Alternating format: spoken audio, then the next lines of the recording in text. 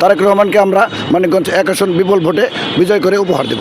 আমরা যে পর্যন্ত সুখবর না পাবো আমরা আমাদের অন্বেষণ অবশ্যই চালিয়ে যাব এবং আমাদের প্রার্থীকে যদি মনোনয়ন দেওয়া হয় ইনশাআল্লাহ আমরা মানিকগঞ্জ 1 আসন ঘিওর দৌলতপুর শিবালয় থেকে বিপুল ভোটে বিজয় করবো ইনশাআল্লাহ। ধানের শীষকে তারেক রহমানকে আমরা মানিকগঞ্জ 1 আসন বিপুল ভোটে বিজয় করে উপহার দেব।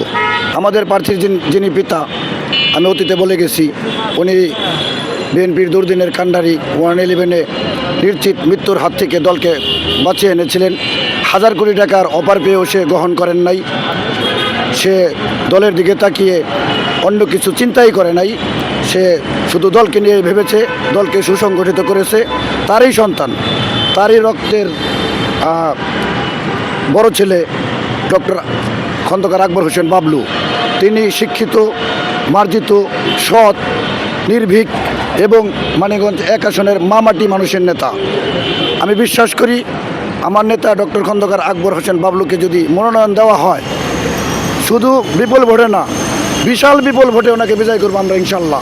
পদ্মা সেতু, মেট্রো রেল এবং এলিভেটেড এক্সপ্রেসওয়ে নির্মাণের গর্বিত অংশীদার বসুন্ধরা সিমেন্ট।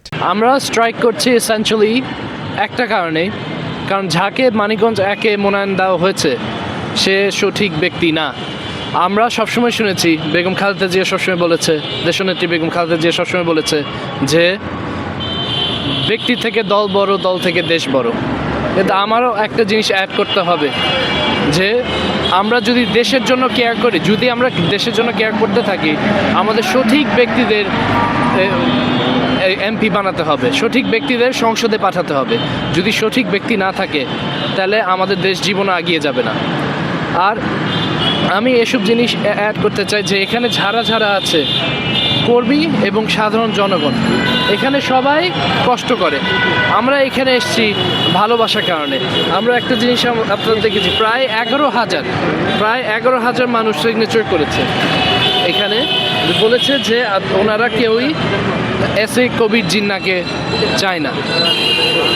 এটা যদি সাধারণ জনগণরা বলে থাকে, 2 দিনের মধ্যে যদি প্রায় 11,000 মানুষ থাকে, তো চিন্তা করেন যদি 1 সপ্তাহ থাকতো আমাদের হাতে, আমরা কত কাজ করতে পারতাম, কত মানুষরা এসে সিগনেচার দিত। আমরা যদি সাধারণ জনগণের জন্য কাজ না করি তাহলে রাজনীতিবিদ হিসাবে আমাদের কোনো নাম নেই।